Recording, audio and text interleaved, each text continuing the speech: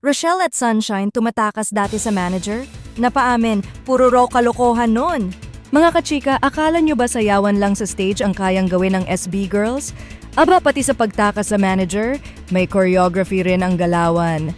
Sa Fast Talk with Boy Abunda, sumalang sina Rochelle Pangilinan at Sunshine Garcia at todo tawanan habang binabalikan nila nung kasagsagan ng SB Girls.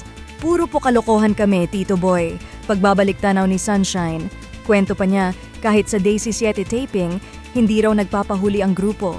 At sino ang nanghuhuli ay walang iba kundi ang mismong manager nilang si Ate Joy Cancio. Pagbubunyag ni Sunshine, bingo at tong its daw ang inaatupag nila noon. Kaya pag oras na ng trabaho, tinatawag na kami wala pa ring lumalabas. Ani Sunshine na halatang aliw na aliw sa alaala. Sabay hirit ni Rochelle, buti nga po walang social media noon. Ayon kay Rochelle, halos araw-araw punong-puno ang schedule. Kaya para lang makapagpahinga, kailangan pa nilang magmisyon imposible sa manager nila. Pero gaano ba kahigpit si Ate Joy? Ito ang rundown ni Sunshine.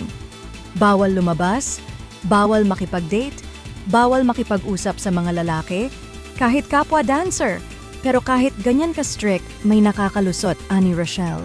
Ang mas nakakaloka, kahit gaano sila kaingat, the next day, alam na agad ni Ate Joy.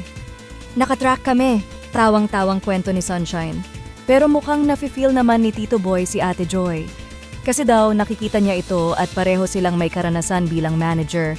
Kaya napasabi na lang siya, isa sa mga pinakatatakutan ko ay mag-manage ng grupo. Aminado siya, hindi biro ang ganong responsibilidad. Kaya ano sa tingin niyo mga kachika? Sino nga ba ang may punto? Ang mahigpit na manager na may mabigat na responsibilidad? O ang mga girls na naghahanap lang ng paraan para makahinga?